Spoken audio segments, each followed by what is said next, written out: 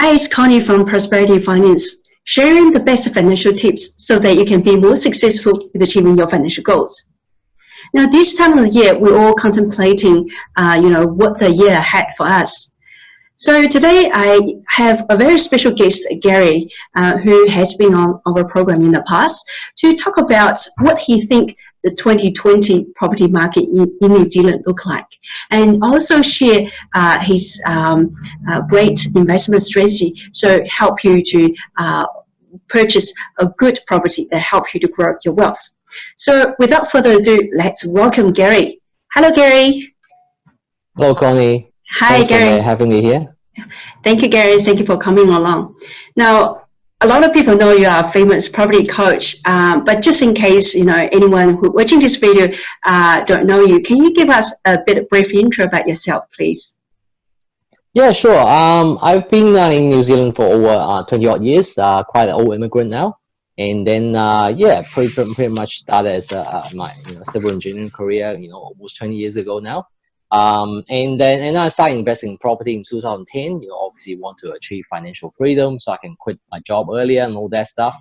And then 2010, and then the following 6 years, I managed to purchase 14 properties, and now they're worth about $10 million.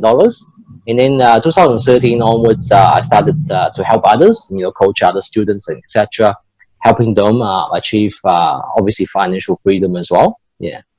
Oh, great, Gary. That's a great purpose. You're not only making money from doing business, but, helping people to, grow their wealth as well. So good on you.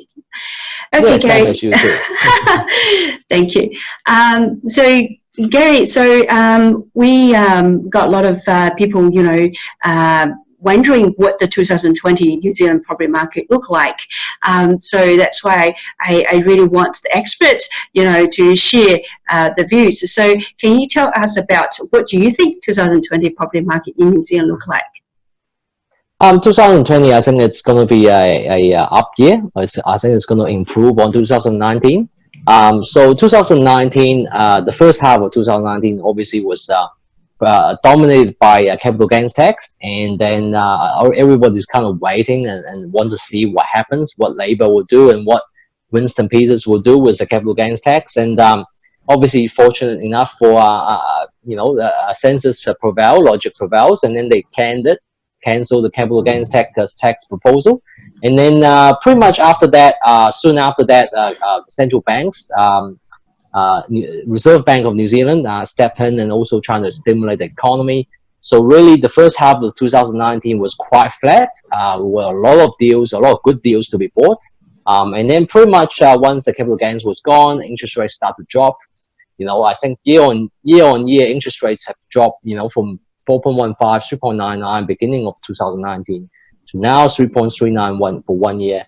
That's like 20% drop in interest rates, right? So combined with obviously no longer capital gains tax, that the market really started to take off, really. Well, not take off, but strong recovery.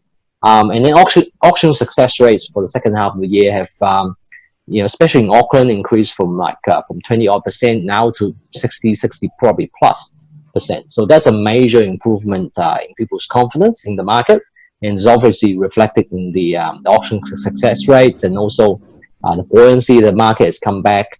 And I think 2020 is just a continuation of that. I think probably prices, especially in Auckland, will probably increase by 5, maybe even up to 10% this year. So quite a good year. Oh, that's good to know. I mean, the downturn was only last 2 years so far. So if we expect some kind of a growth, that's great news for a lot of people. Now, I used to have a client worry about they purchased a property 2 years ago and they dropped the value a little bit on the paper. So that will be very welcome news for them to hear. And for people who are looking to buy property because they kind of expect there will be some capital growth, in the near future. So that's great to hear. Okay, Gary. Yeah. So, given the interest rate has dropped quite a bit, and also, the lending policy also, relaxed a bit, people have more borrowing capacity now, and they're really keen to buy the right property. But a lot of people have day job and they're not familiar with property purchase and property investment. So when they got a pre-approval, they have another problem: is what a strategy to use to buy the right property. So what's your advice for 2020 for people who are looking to purchase rental property? Yeah, I think for 2020, not even just 2020, I think any time during the market, you got to focus on cash flow, especially in main cities. 2020, I would advise not to buy in small towns, because small towns typically they're very cyclical, they're very volatile. You can have a couple of good years, very short years, and then followed by very long stagnant of basically prices not going up very much. And I really recommend buying cities with at least 100K population. Obviously Hamilton, Auckland, Hamilton, Tauranga, Christchurch, Wellington, etc. These are the big cities, and it's always going to have more capital growth. And it's really important to buy cash flow properties in capital gain cities. Big cities, but you want to buy properties that are returning, especially in Auckland, at least 5%, I say, 4 or 5% depending on the area. Obviously, the better the suburb, the less the cash flow, less gross yield. But it's important that you got to buy cash flow properties, because first, you don't need to supplement your personal income into looking after the property. That's first thing. But the second thing is also, in the long run, cash flow allow you to borrow more money, right, from the banks. And the more cash flow you have, the more money you can borrow and more properties you can buy. And then when property prices go up in the long run, the more properties you have, the more capital gain you enjoy, and also increasing rental income as well. And that's what I've benefited in the last 10 years. With my now 14 properties, and obviously want to borrow more as well. Yeah. Thank you, Gary. Yeah, I think a lot of people, focus on purely on capital growth potential, but forget about, cash flow. So when they go to the bank, the bank turn them down. So yeah, it is important to keep both going, especially the cash flow. Otherwise, you wouldn't even, able to purchase a property. But as you said, Gary, it's not easy. The better area, the less yield. So you can't get. It's not easy to get best of both worlds. But I think you teaching your students to add value to the property, to actually increase the yield. Is that right? Yeah, that's right. Yeah.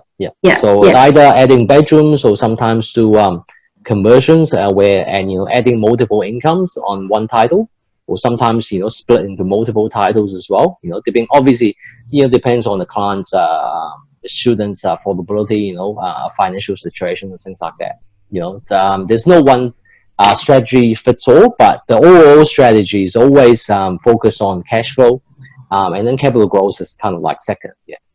Oh, great. It sounds like me. Like I said, there's no one size fit all for my clients' advice. So property investing, actually, you need to have some good knowledge to make a good investment. So you either find a good one, but if it's too competitive, you can't find one. Still, as Gary said, invest in big cities. But maybe you leverage Gary's knowledge, his experience, or his peer students, to purchase right property. So it helps you to grow your property portfolio and wealth. Thank you so much. And also thank you for the audience, watching this video. If you find it useful, please feel free to subscribe our YouTube channel. And also, if you're interested in, getting help from Gary, his contact details is actually listed in the video below. Feel free to have a chat with him to see how he can help. All right. Thank you for watching, and thank you for Gary. We'll see you next time. Bye for now. Thanks, Connie. Cheers. Bye.